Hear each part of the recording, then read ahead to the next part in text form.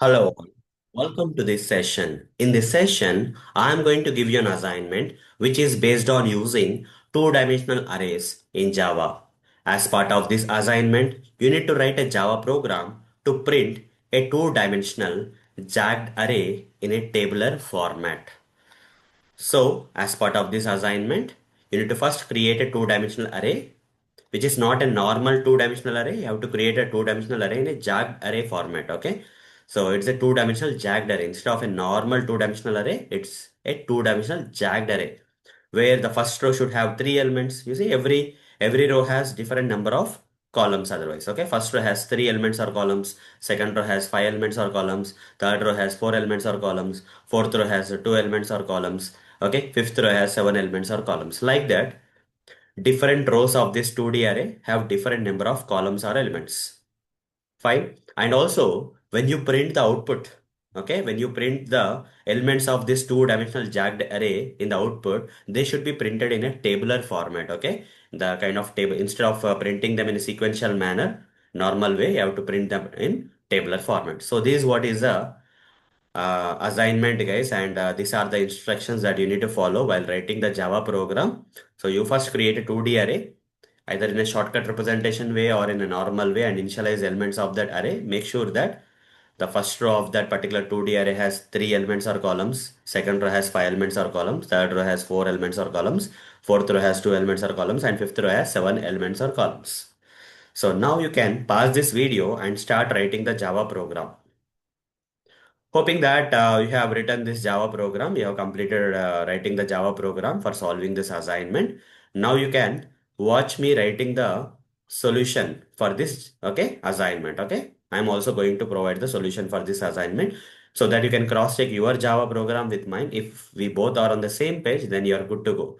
So with that note, let me switch to the Eclipse ID here, guys, and let me create a new class. So here I'll say demo yum some random name with main method I'm creating, and here I'm going to create a two-dimensional array. I always prefer to write create the array in a shortcut representation way, so I'm creating. So either you can create an integer two-dimensional array or any other type is also fine. I'll just prefer to write in for this example, I would like to use two-dimensional character array. Okay, so let's say car is equal to car is equal to shortcut representation I'll give. Okay, shortcut representation I'll give, otherwise AR I'll give. Two-dimensional array ARR I'll give, otherwise ARR. Okay, anything you can name, not a problem. And here it should contain five rows first of all, as given in the instructions, right? It should contain five rows: first row, second row, third row, fourth row, fifth row.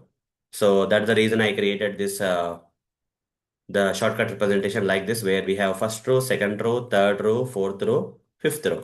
And in the first row, we should have only three elements. Okay, so let's say S A three elements. Okay, yum, three elements. Okay, the next one should have five elements. Okay, next one should have five elements. I'm just giving five elements here.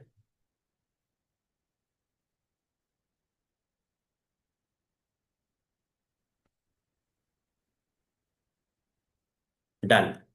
Next one, four elements. Okay, third row should have four elements, guys. Okay, third one should have four elements. A. I'm just giving some random things.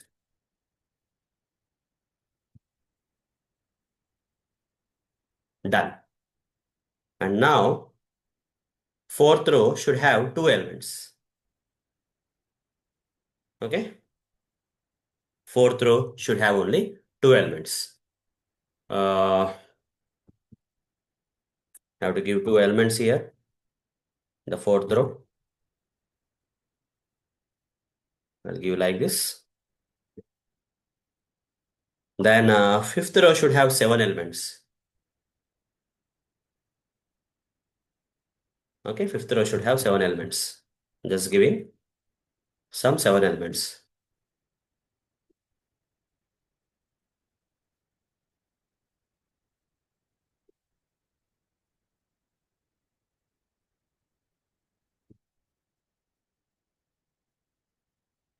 Okay.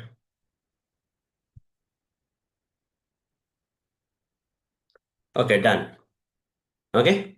I can also write like this guys if I want. Okay. For proper representation, I can also put it like this. Okay. So it will be more representation wise. It will look very good. I can move this into the new line and create like this. Yes. So we have one, two, three, four, five rows. In the first row, we have three elements. Second row, we have five elements. Third row, we have four elements. Fourth row, we have two elements. And fifth row, we have seven elements. Now, I have successfully created a two-dimensional jagged array. Okay. Now, I need to print the elements of this array in tabular format. Whenever you are dealing with a jagged array, you cannot use for each loops. You have to use traditional for loop because you see the number of columns here is different for every row. So I cannot go with the for each loop. So I have to use traditional for loops, guys. Whenever you are trying to access all the elements and print all the elements of this two-dimensional jagged array instead of normal array, we better have to go with the traditional for loops. So for int, I can take ij or r also is fine. I is preferable. Okay. Some people will use r also, like row one, row two. Okay. Rows in index zero. This row has zero index, index one, index two, index three, index four. Okay. Zero to four. And here in that, again, we have the individual indexes like zero, one, two. So that's what is the thing. Okay. So if you want to specify r, that is also fine. If you want to specify I, that is also fine. Let's go with r for now. R is equal to 0, R less than, okay, R less than the number of rows, R less than number of rows, okay, R is equal to 0 means from 0 to R less than we have tried, okay, R less than the size of the two-dimensional array. The size of this two-dimensional array is how many rows are there? Total 5 rows are there. That 5 we have tried, manually we have tried, otherwise we can get the size like this, arr.length. It will give you how many rows are in there in this 2D array.